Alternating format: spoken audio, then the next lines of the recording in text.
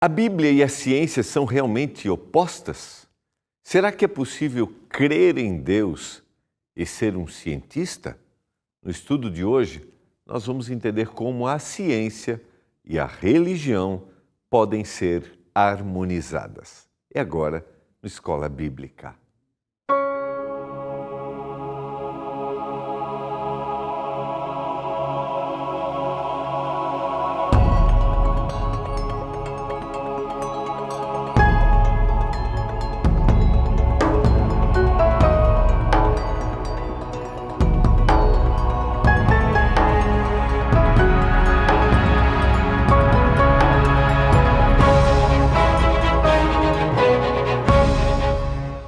Olá, tudo bem com você? Estamos começando mais um programa Escola Bíblica, aqui pela TV Novo Tempo, o canal da Esperança. Neste programa, nós estudamos as revistas que são produzidas pela TV Novo Tempo, que são guias de estudos que nos mostram o que a Bíblia fala sobre determinados assuntos. É um privilégio ter a sua companhia. Quero lembrar a você que a Escola Bíblica também é um departamento da TV Novo Tempo, onde são produzidos esses guias. E a Escola Bíblica forma alunos através da Bíblia. Você já é um aluno da Escola Bíblica? Você sabe que todo o nosso material didático é produzido e distribuído gratuitamente para você, graças aos nossos Anjos da Esperança. São inúmeros guias de estudos com os mais variados temas. Podem ser temas bíblicos, podem ser temas do cotidiano, educação financeira, temas relacionados às emoções, a revista Sentimentos. Nós temos Fique Leve, que está relacionado à nossa saúde, educação de filhos, pais preparados, filhos de caráter. E eu quero convidar você a dar uma olhadinha, entra lá, novotempo.com/Escola Bíblica e veja qual é o guia, qual é a revista que você mais se interessa. Peça o seu e você vai receber gratuitamente, peça a sua, né? E você vai receber gratuitamente aí na sua casa. Nesta temporada, te aconselho, está aqui, ó, a origem de tudo. Como podemos olhar para o Gênesis, como podemos olhar para a Bíblia e percebermos que Deus tem um propósito na criação do universo, na criação do ser humano, e nós vamos vendo, né? Estamos estudando, começamos ontem, né? Esse tema número 5, que é como harmonizar ciência e a Bíblia. Ligue agora, 0 operadora 12 21 27 31 21 e peça a sua revista A Origem de Tudo. Quero lembrar que mesmo que sejam temas relacionados ao cotidiano, sempre que não sejam especificamente bíblicos, todos os nossos guias têm como base a palavra de Deus. Neste A Origem de Tudo, nós temos informações técnicas, informações científicas. Por exemplo, hoje a gente vai ver os grandes gigantes da ciência, gigantes, cientistas, que creram na palavra de Deus, que creram na existência de um Deus, que eram devotos, cristãos devotos. E a gente tem uma lista deles e vamos citar um pouquinho hoje para você.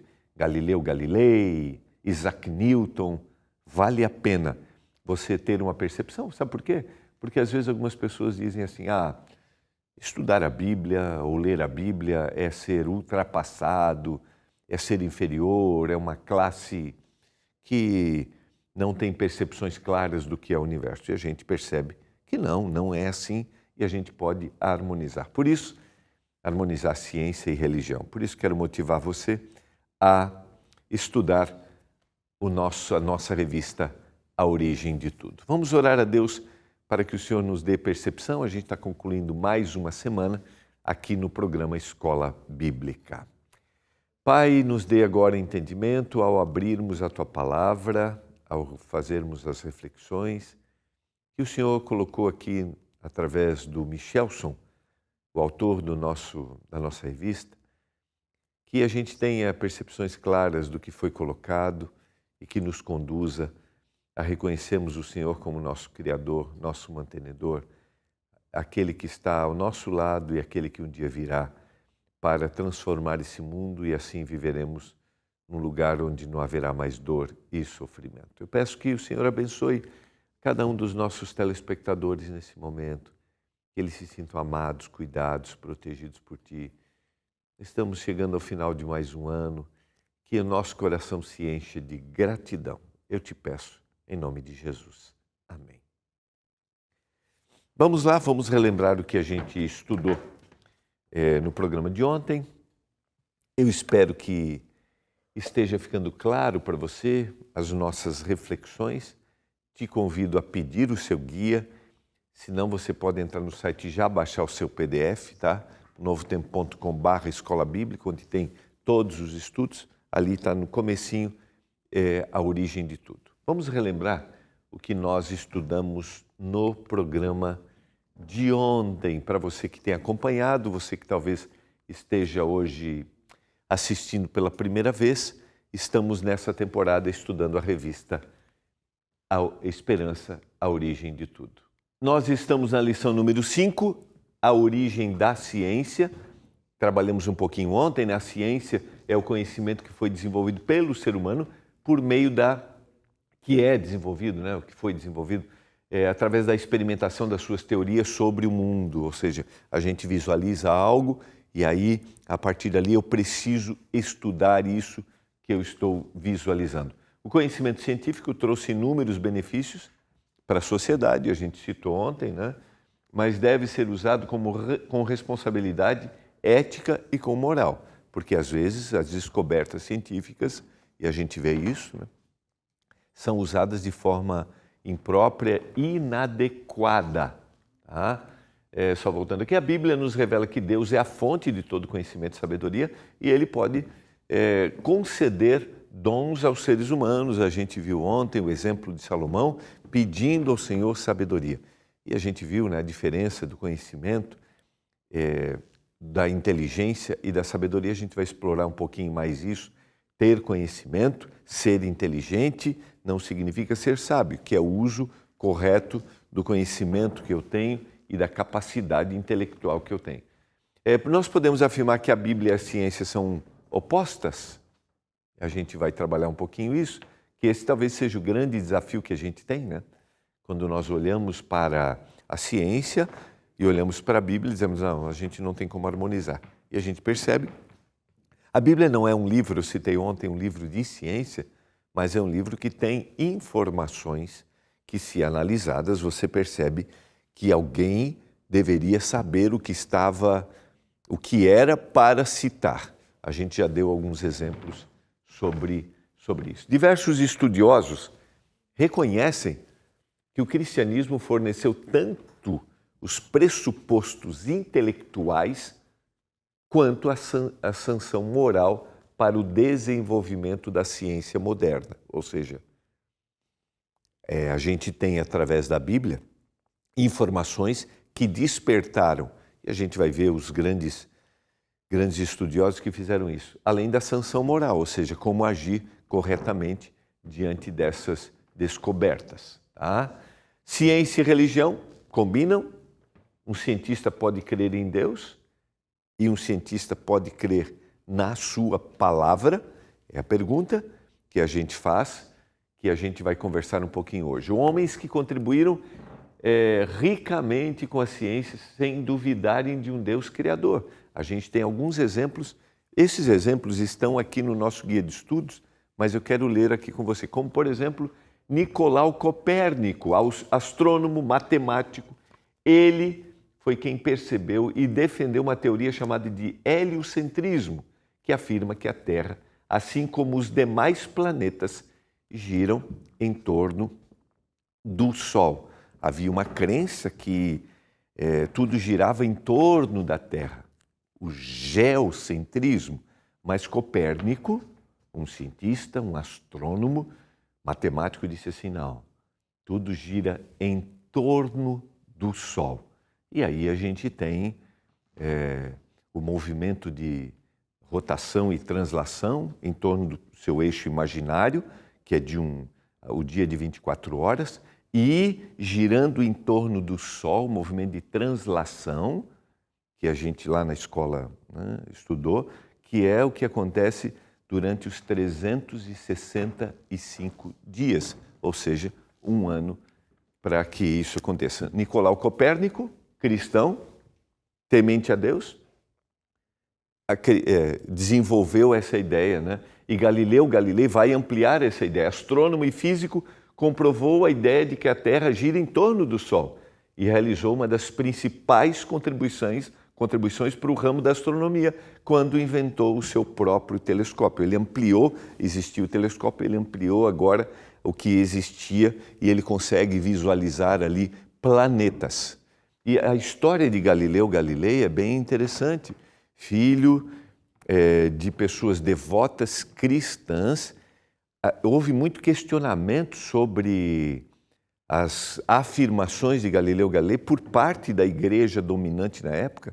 A igreja questionava essas afirmações e ele respeitava isso de uma forma tão forte que, em determinado momento, ele foi levado a um júri popular e ele, ali diante, questionado pela própria igreja, ele se curva e reconhece a autoridade da igreja.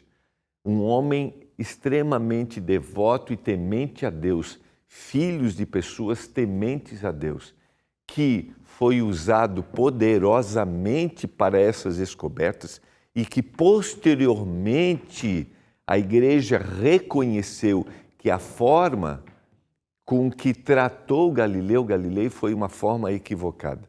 Mas o que é impressionante?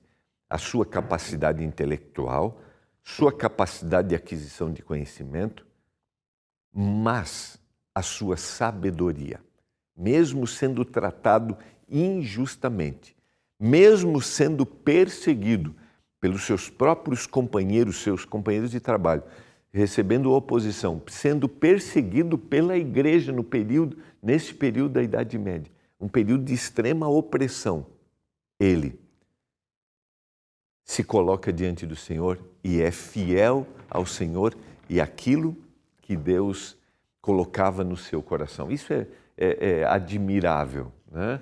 E por que não falarmos aqui de Isaac Newton? As leis elaboradas por ele estão entre as mais importantes leis da física. A lei da inércia, princípio fundamental da dinâmica, lei da ação e reação. Então, a gente tem, por exemplo, a teoria da gravitação, desenvolvida por ele, é uma das mais relevantes. Existe uma força que atrai todos os corpos, estejam eles no espaço ou na Terra. Vejam só, e a gente tem de Isaac Newton escritos, além disso, também ele elaborou leis do movimento, analisou a composição da luz, fez diversos estudos em química, geometria, teologia, alquimia e filosofia.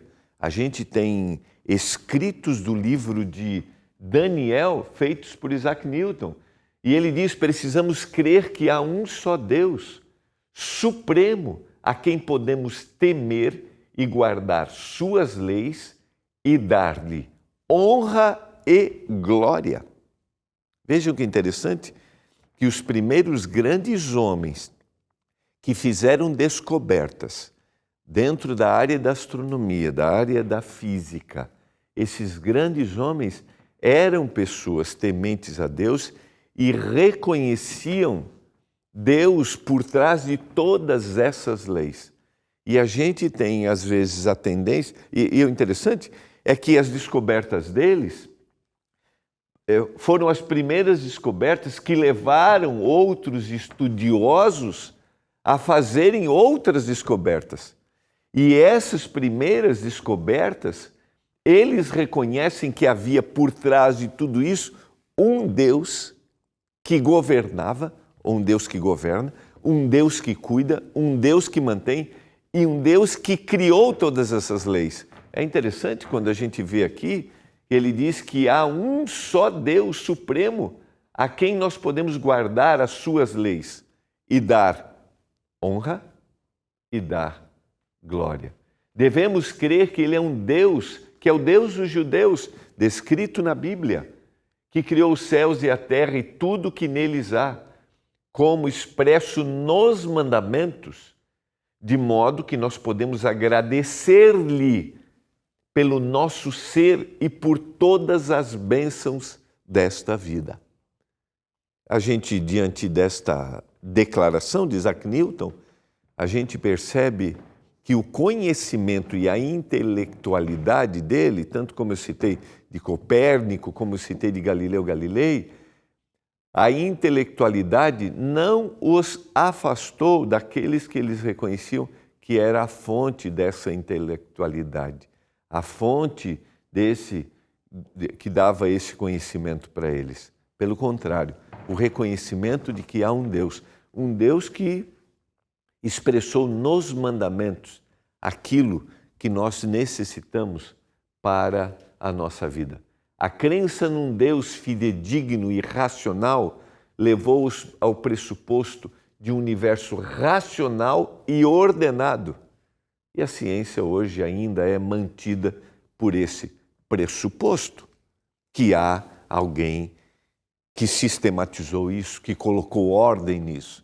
E aqui vale a pena as reflexões que a gente está fazendo ao longo da temporada.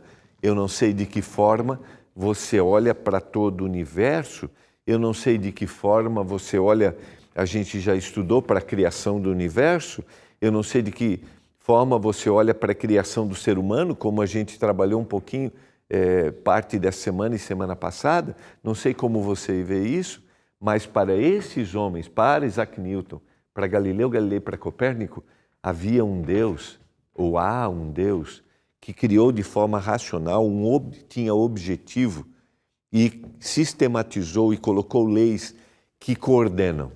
Eu não sei se você acredita que todas essas leis surgiram naturalmente. E eu respeito a forma como você vê, mas entenda que não é só o processo criativo de algo, não é só afirmar que algo veio a existir, mas é olhar para aquele algo que veio a existir e perceber que aquilo que veio a existir tem as suas leis para a existência. Eu não sei se está sendo claro isso para você. Eu posso usar um exemplo, né? A noite que termina, o dia que começa, o horário que o sol nasce, a forma como os animais reagem diante do ambiente deles, por exemplo, animais que são animais que têm hábitos noturnos, quando vem a noite, como eles reagem diante desses hábitos. Animais que têm os hábitos diurnos, quando está prestes o sol a nascer, o galo começa a cantar. De alguma forma, o que faz com que esse processo de leis aconteça? Eu lembro, eu fui criado na cidade, mas com um ambiente de sítio. Então, no quintal, ali a gente morava do lado da casa dos meus avós, ali tinha no quintal, tinha um galinheiro, né? Tinha um forno de barro do lado, fogão a lenha. E aí, né, chegava a noite, era interessante, as galinhas e os galos já iam, está chegando a noite, eles já iam para o galinheiro. Como que isso acontecia de uma forma assim, aparentemente natural? Na visão desses homens, há algo coordenado, há algo ordenado para que isso aconteça. Como isso aconteceu? Para eles, há um Deus por trás de todo esse procedimento. Tanto o evolucionismo quanto o criacionismo se embasam na fé, uma vez que ela é indispensável para a execução da ciência, como eu citei, para a gente olhar para estas leis ordenadas que existem. E eu citei aqui o exemplo, eu sempre gosto de pensar no exemplo da natureza, né, assim, do sítio, né, que é um exemplo claro. Talvez você viva no sítio, você sabe exatamente como é isso. Os hábitos que são desenvolvidos claramente pelos animais, estou citando aqui os animais, né? E aqui é interessante a gente fazer aquela reflexão que eu trabalhei um pouquinho, né? Que é a questão do conhecimento, da inteligência e da sabedoria. Aquilo que a gente adquire, aquilo que a gente busca, aquilo que a gente tem por natureza, capacidade intelectual, e como nós usamos aquilo que nós temos de capacidade intelectual e daquilo que nós adquirimos.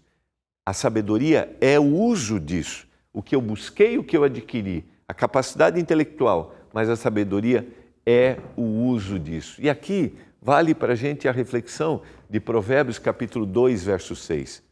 Pois o Senhor é quem dá sabedoria, da sua boca procedem conhecimento e o discernimento. Vejam só, Ele dá o conhecimento. Ele faz com que o homem faça estas descobertas. Ele faz com que o homem tenha capacidade intelectual. Essa é a visão bíblica. E faz com que o homem olhe, como a gente citou ontem, para algo e diga assim, agora eu vou sistematizar isso aqui. Como que isso acontece? E aí ele começa a fazer as pesquisas, começa a fazer os experimentos e começa a descobrir que existem leis por trás disso. Segundo a Bíblia, o homem dá essa capacidade de adquirir o conhecimento e de ter entendimento para isso. Mas é Ele também que faz com que eu tenha sabedoria, ou seja, eu reaja diante disso. Eu quero fazer uma aplicação para a gente, e a gente vai começar semana que vem o estudo da nossa 6ª lição, que é a origem da palavra. E talvez eu estou falando com você que conhece a Bíblia, tem conhecimento bíblico. Queria te dizer que Deus te deu capacidade de adquirir esse conhecimento. Talvez você seja inteligente, o Senhor te deu. E a pergunta é, o que eu faço com isso? O que eu estou fazendo, o que eu estou descobrindo na Bíblia e como eu estou reagindo diante disso?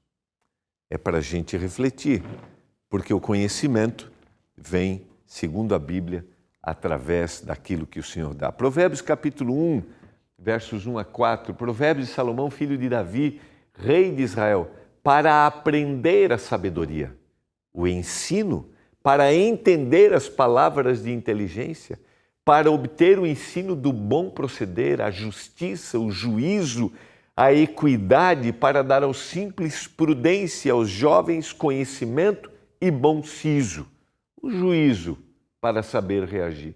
Lembra bem, nós analisamos ontem o pedido de Salomão, Salomão que substitui Davi, seu pai, como rei. O que você deseja para governar? E ele pede sabedoria. E na descrição dos provérbios, a gente percebe que ele demonstra sabedoria. Ainda que em determinado momento ele se usou de forma incorreta tudo aquilo que ele havia adquirido e não foi sábio. Mas aqui, bem no início, ele diz que ele quer, através disso, aprender a sabedoria, saber como agir, entender as palavras de inteligência para obter o ensino do bom proceder, que é a sabedoria. Como é que eu vou reagir diante disso? E aí ele vai dizendo, né, a justiça, o juízo, a equidade. Ontem a gente citou um exemplo bíblico que foi trazido para ele da mulher, as duas mulheres, uma, o filho tinha morrido, a outra afirmava que o tinha ficado vivo era dela, e a outra, não, esse é meu. E aí ele age com sabedoria. Vamos partir aqui, fica cada uma com um pedaço. E aquela que era verdadeira mãe disse assim, não, que ele fique com ela. Então, Salomão, na sua sabedoria, ou seja, usou o conhecimento, usou a inteligência, mas soube agir, agiu corretamente e deu para a mãe verdadeira aquele que era o seu filho. E por que não falarmos? A gente estudou na temporada anterior aqui, há duas temporadas, o livro de Daniel. No capítulo 1 a gente tem a descrição. Os 4 jovens Deus deu conhecimento e inteligência em toda cultura e sabedoria, mas a Daniel deu inteligência de todas as visões e sonhos. Lembra bem, o contexto de Daniel aqui é vivendo na Babilônia. Ele não está vivendo no seu país, ele está fora da sua cultura, ele está sendo confrontado com uma outra cultura. A gente analisa o capítulo 1, que todos os hábitos de Daniel e os seus amigos foram alterados para que eles absorvessem a cultura da Babilônia, para que eles se desviassem da crença de Deus. Estamos falando de uma cultura politeísta, não acreditava em um só Deus, como cita Isaac Newton, existe um só Deus. Daniel está confrontado diante dessa cultura, de absorver isso, ele e os seus amigos, mas diz o texto bíblico que Deus fez o quê? Deus deu conhecimento e inteligência em toda cultura e sabedoria. Conhecimento, aquilo que eles receberam. Inteligência, sua capacidade intelectual. Deus deu sabedoria para saber agir diante disso, em toda a cultura, em tudo que eles estavam recebendo. E esses dias um amigo até me escreveu assim, como eles conseguiram, como Daniel conseguiu e os seus amigos estarem dentro de uma corte, recebendo informações que vinham de encontro, como ele conseguiu agir com sabedoria, com prudência. Biblicamente, a presença de Deus. Em toda a matéria de sabedoria e inteligência, sobre que o rei lhes fez perguntas, os achou 10 vezes mais doutos do que todos os magos e encantadores que havia em todo o seu reino. Perceba, a crença em Deus não torna o indivíduo inferior, não.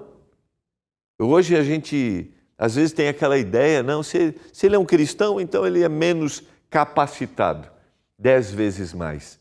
1 Tessalonicenses, capítulo 5, verso 21, carta de Paulo aos crentes na cidade de Tessalônica. Julgai todas as coisas e retende o que é bom. E aqui é importante, e Daniel desenvolveu isso com seus amigos. Eu recebo muitas informações todo dia, toda hora. Eu não vou me isolar disso, não. Eu vou receber essas informações e eu vou ter a sabedoria, através do conhecimento e de toda a cultura que eu estou recebendo, a sabedoria para saber o que eu faço com isso. A gente, como cristão, não vai se isolar. As tuas mãos me fizeram e me afeiçoaram. Ensina-me para que eu aprenda os teus mandamentos. Salmo 119, verso 73. Esse deve ser o meu desejo. O meu clamor ao Senhor: me ensina. O coração do sábio adquire o conhecimento e o ouvido dos sábios procura saber. Provérbios, capítulo 18 e o verso 15. Se algum de vocês tem falta de sabedoria, diz a carta de Tiago, capítulo 1, verso 5, peça a Deus, que a todos dá livremente, de boa vontade, e lhe será concedida. Você gostaria de pedir para o Senhor hoje sabedoria? Você gostaria de pedir: Senhor, eu quero ter conhecimento, eu quero pesquisar, eu quero crescer, eu tenho capacidade, mas eu preciso que o Senhor me dê sabedoria para que eu saiba agir corretamente e saiba filtrar as informações que eu recebo, as influências culturais que eu tenho. Você deseja isso? Nós podemos harmonizar ciência e religião. O Senhor nos dá essa sabedoria. Pai do céu, obrigado pela Tua palavra. Obrigado por homens que fizeram descobertas, mas a maior delas foi descobrir que o Senhor é Deus e o Senhor cuida de tudo. Que a gente tenha essa certeza todos os dias, em nome de Jesus. Amém. Um abraço, nós nos encontramos na segunda-feira.